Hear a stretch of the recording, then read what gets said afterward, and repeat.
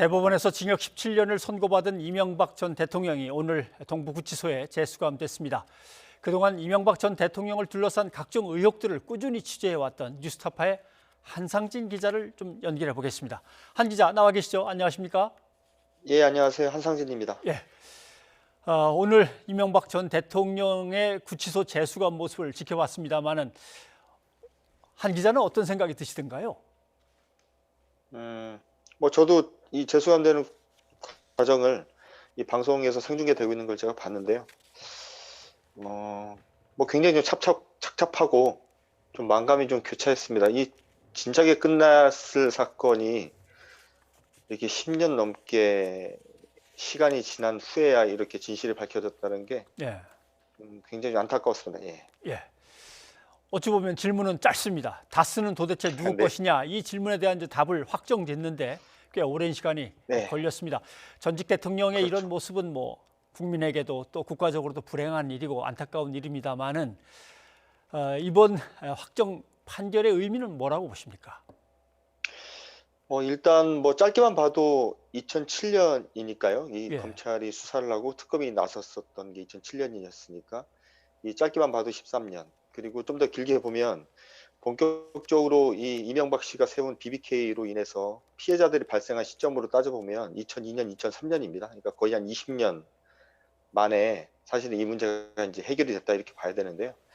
사실은 좀 전에도 제가 말씀을 드렸지만 검찰이나 법원이 조금만 더 일찍 이 피해자들의 문제 그리고 이 이명박 씨의 거짓말로 시작됐었던 이 모든 혼란을 해결할 수 있는 기회를 미리 잡아서 좀 해결했었으면 이 국가적인 혼란이 좀 더 적었을 텐데 그런 부분이 굉장히 좀 안타깝고요. 하지만 어쨌든 20년 가까운 세월이 지나서라도 이 진실이 드러나서 어쨌든 거기에 걸맞게 이명박 씨가 이제 법적인 책임을 지게 된 것에 대해서는 굉장히 다행스러운 일이다 이렇게 생각을 하고 있습니다. 네. 유죄와 형이 확정됐습니다만은 네. 이명박 전 대통령은 나를 구속할 수는 있어도 진실을 가질 수는 없을 것이다. 네. 측근들에게 이런 메시지를 남겼다고 전해집니다. 네. 여전히 자기의 혐의를 완강히 부인하고 결백하다고 하는데 꾸준히 추적해온 사람으로서는 이걸 보시면서는 어떤 입장입니까? 아니 사실은 이게 이 이명박 씨와 다스 그리고 이 이명박 씨 재산과 관련된 의혹이 처음 시작된 건 사실 1993년부터잖아요. 예. 이 재산 신고가 처음 됐을 때부터 이제 시작됐던 논란인데 이명박 씨는 그때부터 지금까지 일관되게 이 문제, 특히 이제 다스 문제와는 자기는 직접적인 관련이 없다라고 주장을 해왔기 때문에 아마도 이제 대법원 판결이 난 지금 이 순간에도 아마 그걸 인정하지 못하겠죠. 못할 수밖에 없죠. 수십 년간 네. 자기가 이제 부정해왔었던 거니까 그분의 그냥 일관된 주장이니까요. 예. 예. 거기에 대해서는 별로 제 의견 없습니다. 예. 알겠습니다. 결국 네. 도곡동 땅으로 시작해서 다스로 가고 또 BBK로 이렇게 건너가는 것이 우리가 흔히 그렇습니다. 예. 파악하고 있던 나름대로의 네. 어떤 그 돈의 흐름이자 비리 의혹의 흐름이었는데 BBK 네. 김경준 전 대표는 이명박 전 네. 대통령은 단죄됐지만 그에게 면죄부를 줬던 정치검찰에 대한 단죄에 남았다. 당시 무혐의를 줬던 검사들 지금 어디서 뭘 하고 있냐 문제 제기를 합니다. 네네. 사실 이 이명박 씨 문제는 사실 이명박 씨 문제보다 더 큰 게 저는 검찰에 있다고 봅니다. 여러분들이 많은 분들이 지금 기억을 하실 텐데 예.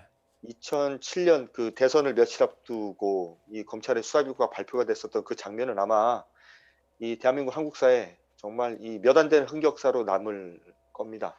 그 당시 3차장, 서울중앙지검 3차장이었던 김홍일 검사의 수사 결과 발표를 보면서 정말 참담함을 미루 말로 할 수 없었던 그 당시 이제 그걸 지켜보고 있었던 제 모습도 좀 떠오르고요. 그리고 그 이명박 씨가 대통령이 당선된 이후에 이제 본격적으로 출범을 해서 수사가 진행됐었던 정호영 특검의 수사 결과를 봤었던 그 당시 그 황당한 내용의 그 수사 결과를 지켜볼 수밖에 없었던 그 국민들 그리고 그 당시 이제 터져 나왔던 이 불만들, 이 수사에 대한 문제 제기들, 지금도 다들 생생하게 기억이 납니다. 네. 그 당시 검찰 수사 그리고 특검에 관여했었던 분들 지금도 여전히 다들 잘들 살고 계시고요. 그 이후에 이명박 박근혜 정부를 거치면서 굉장히 승승장구해서 굉장히 고위직까지 올라간 분들도 있고. 하여튼 그런데 어쨌든 지금까지 단 한 번도 이 검찰이 이 BBK 이명박 씨 문제와 관련돼서 자기들이 내놨던 수사 결과가 뒤집힌 것에 대해서 단 한 사람도 반성을 한다거나 거기에 대해서 책임을 지겠다고 나온 사람이 없었습니다. 저는 뭐 이명박 씨 문제는 이명박 씨 문제대로 갔다고 하더라도 이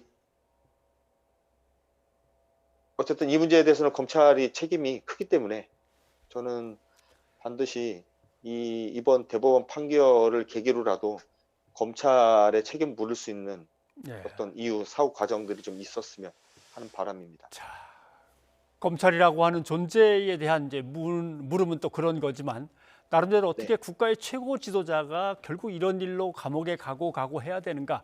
뭔가 우리 사회에 던지는 어떤 문제점들, 과제 같은 것들은 뭐라고 보십니까?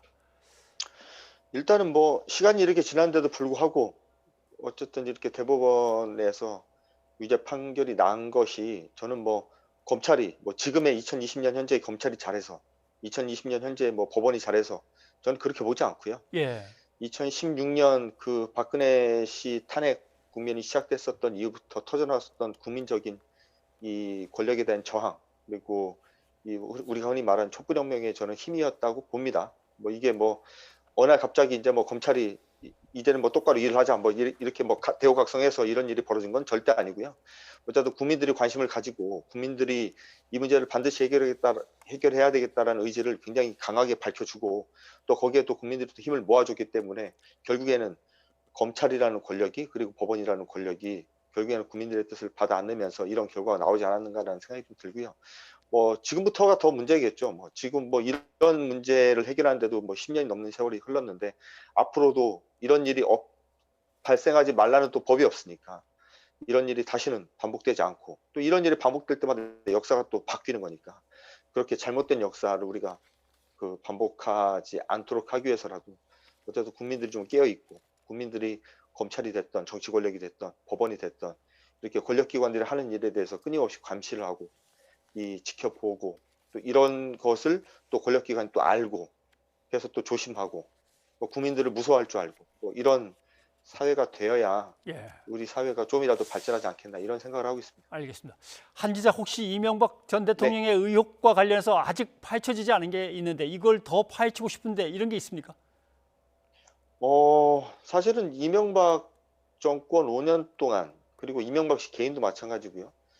너무나 많은 의혹들이 있었고 예를 들면 뭐 지금도 다들 궁금하잖아요. 이 자원외교 문제라든가 예, 4대강 문제라든가 이게 수천억 뭐 천문학적인 돈이 뭐 수십조가 되는 돈이 뭐 그냥 어디로 갔는지도 모르게 사라졌었던 사건들이 너무나 많은데 사실은 문재인 정부가 들어선 지 한 3년여 동안 뭐 너무나 많은 사회적으로 중요한 문제들이 많았기 때문에 사실은 좀 뒤처진 부분이 있습니다. 이제 과거에 이명박 시절에 있었던 일들을 좀 정리하는 것에 조금 이순위로 밀린 부분이 좀 있는데 어쨌든 이번 이명박 씨에 대한 이 단죄를 계기로 예, 이명박 시대가 낳았던 문제를 좀 더 해결할 수 있는 뭐 계기가 됐으면 좋겠다. 네. 그래서 말씀드렸던 뭐 4대강 문제라든가 자원외교 문제라든가 이런 것들도 좀 지금에서라도 다시 좀 해결할 수 있는 단초가 마련됐으면 좋겠다 이런 생각을 하고 있습니다. 네, 알겠습니다.